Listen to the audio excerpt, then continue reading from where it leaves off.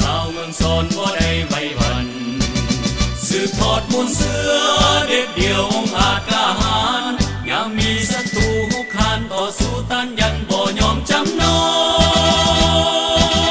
นพักนำพาปราสาททุกคนเป็นเจ้า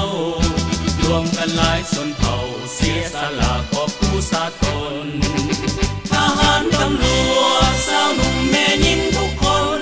น้ำใจหักศาสตร์ของตนมีความอดทนต่อทุกเวียกงานเมืองสอนเป็นเมืองเต้าโฮมชนเผ่าปกปักรักษาบ้านเฮากล้าหาญผ่านพาอดทนทั่วทุกคงเขตหลุดพ้นความทุกข์ยากจนประวัติศาสตร์แห่งวีรชนทุกเผ่าชนโฮมเป็นใจเดียวก้าวหน้าไปพัฒนาหุ่งเรืองสีเอาสร้างสาเมืองนี้ให้สุขีมีความคมเพียวความหมากหัวใจพวงภาษาเป็นหนึ่งเดียวใต้ห่มทุ่งวงเดือนคอนเกี่ยวสู่จุดหมายหุ่งเรืองวิไลสามัคคีมีใจเด็ดเดียวสร้างเมืองสอนเมืองวีรชน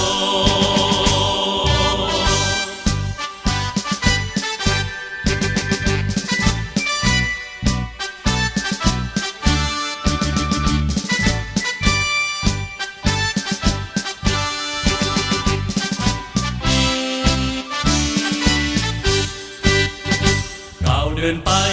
เมืองสอนเฮาก้าวหน้าไปได้ห่วมจิตห่วมใจสาวเมืองสอนบ่ได้ไว้วันสืบทอดมนต์เสือ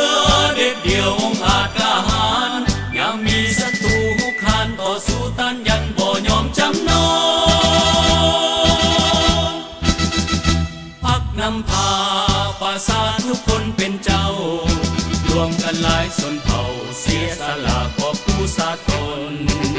ทหารตำรวจสาวหนุ่มแม่หญิงทุกคนน้ำใจหักศาสตร์ของตนมีความอดทนต่อทุกเวียกงานเมืองสอนเป็นเมืองเต้าโฮมชนเผ่าปกปักรักษาบ้านเฮากล้าหาญผ่านพาอดท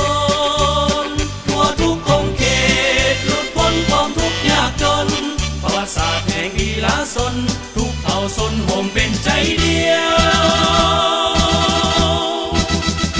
ก้าวหน้าไปพัฒนาหุ่งเรืองสีเอาสร้างสาเมืองนี้ให้สุขีมีความคมเพียวความหมากหัวใจพวงภาษาเป็นหนึ่งเดียวใต้ห่มทุ่งวงเดือนคอนเกี่ยวสู่จุดหมายหุ่งเรืองวิไลสามัคคีมีใจเด็ดเดียวสร้างเมืองสอ